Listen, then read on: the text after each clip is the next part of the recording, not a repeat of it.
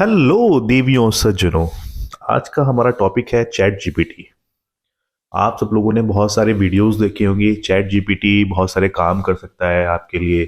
Chat GPT आपके लिए script लिख सकता है, कोडिंग कर सकता है, आपके किसी भी क्वेश्चन का आंसर दे सकता है। बहुत सारे ये काम कर सकता है। तो आज हम इसको समझेंगे कि ये चैट जीपीटी ऐसा कर कैसे पाता है। चैट जीपीटी यूज करता है डीप लर्निंग एल्गोरिथम्स को। अब ये डीप लर्निंग एल्गोरिथम्स होती क्या है?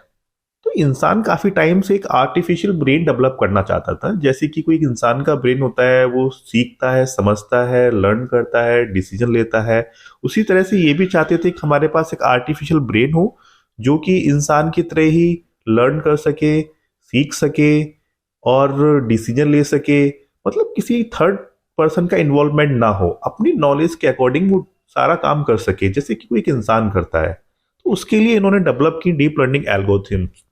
तो अब बात करेंगे कि डीप लर्निंग एल्गोरिथम्स का मैकेनिज्म क्या है, किस तरह से ये वर्क करती हैं। तो डीप लर्निंग एल्गोरिथम्स यूज करती हैं आर्टिफिशियल न्यूरल नेटवर्क को, जो कि एक ह्यूमन ब्रेन की तरह होता है। जैसे कि ह्यूमन ब्रेन काम करता है उसी पैटर्न पे इसको डेवलप किया गया है। तो इसमें कई सारे इंटरकनेक्टेड नोड होते हैं जिनको हम न्यूरॉन्स कहते हैं। इन्हीं न्यूरॉन्स की कई सारी लेयर होती हैं। ये लेयर मिलकर जो हमारा डेटा है उसका जो पैटर्न क्या है, उसका रिलेशनशिप क्या है, उसका कॉन्टेक्स्ट क्या है, तो उन सबको ये समझती हैं। और हर लेयर के पास एक अपना डिफरेंट एस्पेक्ट होता है जिनके अकॉर्डिंग ये डेटा को प्रोसेस करती हैं। और जो प्रोसेस करके जो आउटपुट आता है वो नेक्स्ट लेयर के लिए एज अ इनपुट का काम करता है। और ये प्रोसेस जब तक चलता रहता है जब तक कि मशीन या एआई को ऐसा नहीं लगता है कि वही उसका जो आउटपुट है जो यूजर द्वारा पूछे गए क्वेश्चन और मैसेज के अकॉर्डिंग है या नहीं है। जब तक ये पूरा प्रोसेस चलता रहता है, तो इस तरह से ये काम करती हैं डीप लर्निंग एल्गोरिथम्स। तो इंसान ने आर्टिफिशियल ब्रेन को डेवलप कर लिया है जो कि पूरी तरह से इंसान के ब्रेन की तरह तो नहीं है, बट काफी हद तक इंसान की तरह सोच सकता है और समझ सकता है।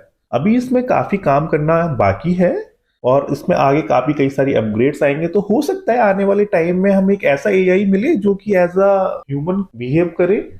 और बिल्कुल ऐसा हम डिफरेंस ही ना कर पाए कि भाई कि इंसान है या एआई है। पर ऐसा भी नहीं है। चैट जीपीटी जो भी हमारे क्वेश्चंस का रिप्लाई करता है या जो भी हमारे मैसेजेस का रिप्लाई करता है वो 100% सही है।